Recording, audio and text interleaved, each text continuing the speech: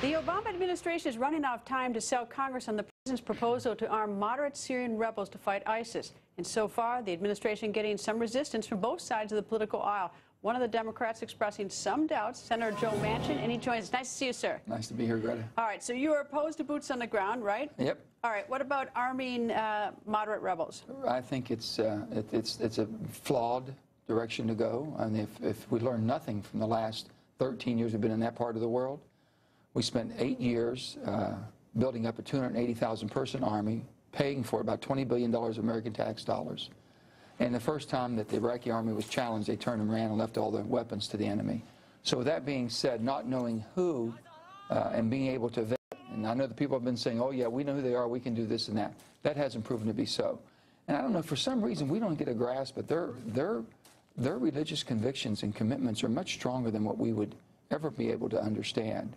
And they're all committed to fighting Assad. We're going to go in there and say, okay, now guess what? We're going to carve out 5,000 of you. We're going to train you. We're going to arm you. We're going to pay you. And then we want you to turn right and take on ISIS for us. And then you all can go back and take on Assad later. None of this makes sense. The only thing that I think that we're short of is the people we train and the arms we give them will be used against us at some time. So what is the option? Are you saying that we should do nothing, or do you have another idea? You have to. I think basically I support. First of all, I applaud the president for taking the position he took. At least he came out strong and had a position. And he was strong and resolved in that. I agree with many would disagree with that, by the way. Because, I know they do. But I've said this.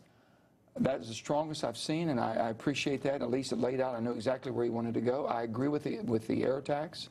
I believe the air, using our air superiority, all the things that we have to our advantage should be used. With that, there's support that goes with that also.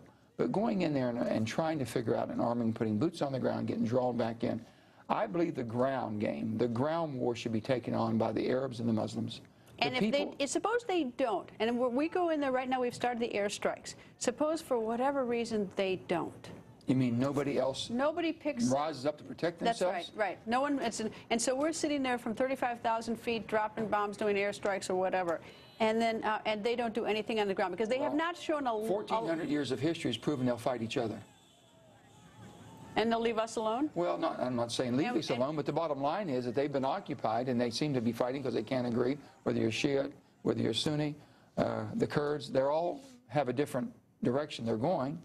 They want to seem to be in their own conclave, if you will. And if they fight each other, we've got... Well, I'm not saying... They've got so many people who, for humanitarian purposes, I mean, they're killing Christians, they're killing non-Christians, they're killing, children, they're beheading. Do we... No, you don't stand by and see that. I understand. I mean, I'm not saying it's easy. Believe me, it's not easy. No, it's not easy at all. It's not like we haven't tried. $1.6 trillion we've spent. 60-some hundred lives we've lost in America, and 50,000 plus that we've made of Americans. We've made from that standpoint. Are we there in perpetuity? Is that what it's going to be? There's going to have to be somebody standing up. You have the Saudis up here have done very well. Should they not engage? Should the Egyptians not engage? Will they engage? Should the Turks not engage? Yes, they should, but will they? Well, I think they will, but not as long as they can depend on us to always step in. So you think if we do that they will step up? I think sooner or later they're going to have to step up. They don't want these people in their backyard. Even now, Al-Qaeda have said they're too barbaric for them. Yeah. So sooner or later, people say, are they going to live under that regime? Are they going to live under that type of threat? I don't think so. It never has happened in history. Sooner or later, people said enough's enough. But as long as we have the Americans there that's willing to shed blood and treasure for them, I think they'll stand by and let us do it. Very tough question. Anyway, Senator, always nice to see you, sir. Thank you. Thank you. Nice to be here.